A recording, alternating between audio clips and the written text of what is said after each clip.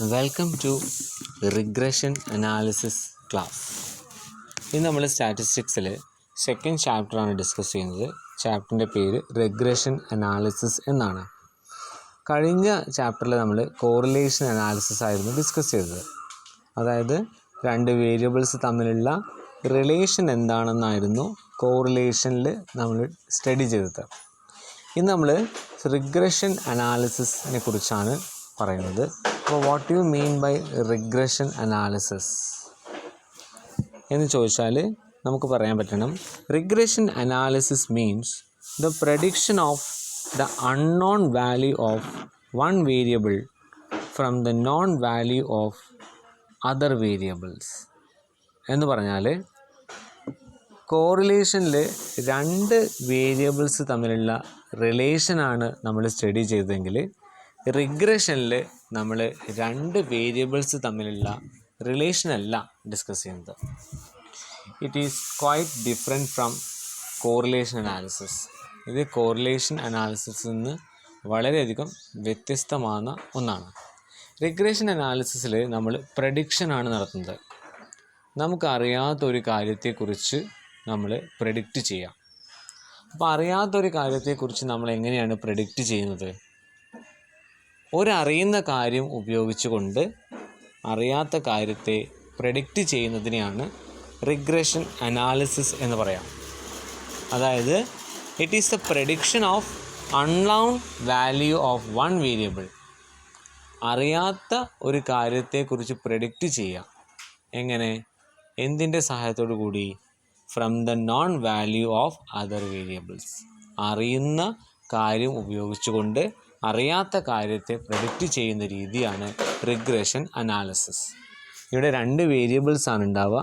ഒന്ന് ഡിപ്പെൻഡൻറ്റ് വേരിയബിളും രണ്ട് ഇൻഡിപെൻഡൻറ്റ് വേരിയബിളും. ഡിപ്പെൻഡൻറ്റ് വേരിയബിൾ എന്ന് പറഞ്ഞാൽ അതെപ്പോഴും ഡിപ്പെൻഡ് ചെയ്തിരിക്കും. ഇൻഡിപെൻഡൻറ്റ് വേരിയബിൾ എന്ന് പറഞ്ഞാൽ അത് ഒറ്റയ്ക്ക് നിൽക്കുന്ന വേരിയബിൾ ആയിരിക്കും.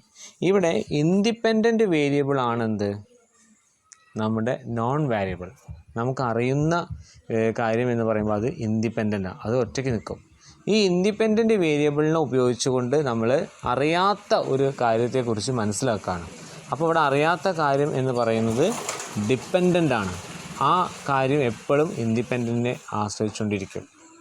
അങ്ങനെ അറിയുന്ന ഒരു നോളേജ് ഉപയോഗിച്ചുകൊണ്ട് അറിയാത്ത ഒരു കാര്യത്തെ പ്രഡിക്റ്റ് ചെയ്യുന്ന രീതിയാണെന്ത്? റിഗ്രഷൻ.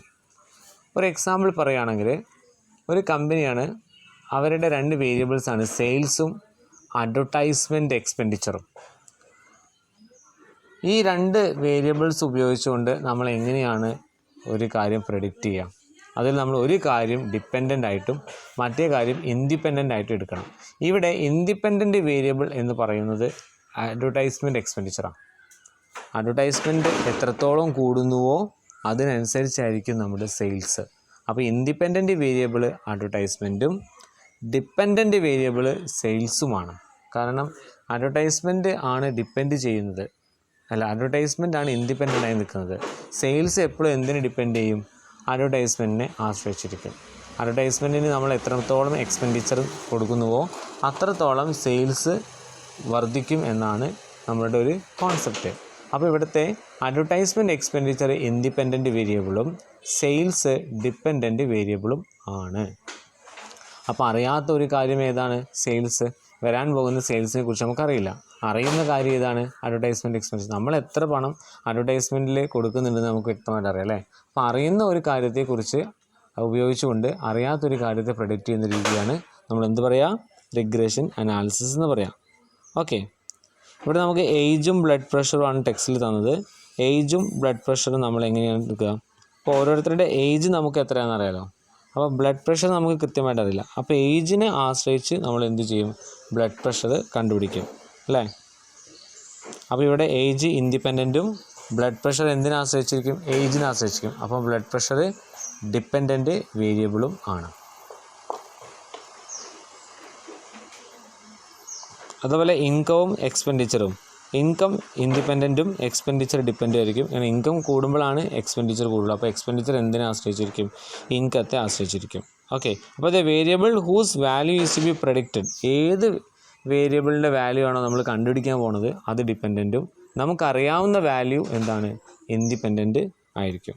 ഓക്കെ, അപ്പോൾ ഇൻഡിപെൻഡൻറ്റ് വേരിയബിൾ ഉപയോഗിച്ചുകൊണ്ട് ഡിപ്പെൻഡൻറ്റ് വേരിയബിൾ കണ്ടെത്തുന്ന, അറിയുന്ന കാര്യം ഉപയോഗിച്ചുകൊണ്ട് അറിയാത്ത കാര്യത്തെ പ്രഡിക്ഷൻ ചെയ്യുന്ന രീതിയാണ് എന്ത് റിഗ്രഷൻ അനാലിസിസ്.